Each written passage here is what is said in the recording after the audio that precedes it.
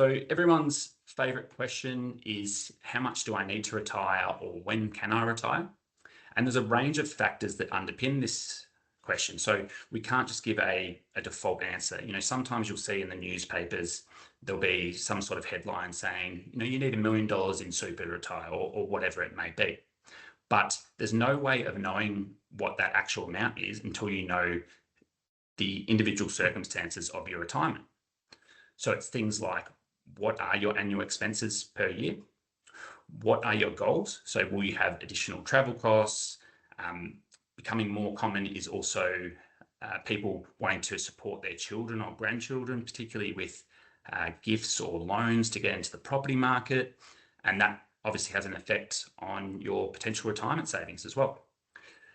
Do you want to stay in your home long term, or will you actually free up some proceeds by downsizing? Next, when will you retire, and therefore what is the time frame? So if you retire at 50 versus 75, obviously if you retire at 50, you're going to need a lot more in retirement savings built up because you're covering an extra 25 years of retirement. So it really depends, when is your ideal retirement age and can you actually support it based on how much wealth you've built up? Next, what is your investment mix supporting your retirement? So how well are your investments performing? Are they all in, say, just cash or term deposits? Do you know how well your superannuation fund's performing? Do you know what your asset allocation is, which is the mix between what types of investments you have within your super? So things like shares, it could be property, it could be cash, fixed interest products, etc. Next, are your investments in the right tax structure?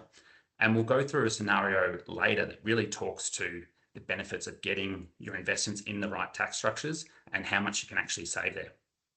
And then finally, can you manage drawdown risk? So drawdown risk is the risk that you incur a significant loss in the first year that you retire, and you're drawing down those proceeds at the same time to support your living expenses. So let's say the share market goes down 30% in 1 year, so it's a really bad year for the share market. Then if you don't have enough cash in reserve to pay those income streams that you need for that year to live off, then essentially you'd have to sell down some of those investments at that reduced rate. Now, as we know with share markets, they typically always bounce back. So it's just about making sure that you've got the right mix of assets to be able to withstand any negative investment downturn as well in the short and medium term.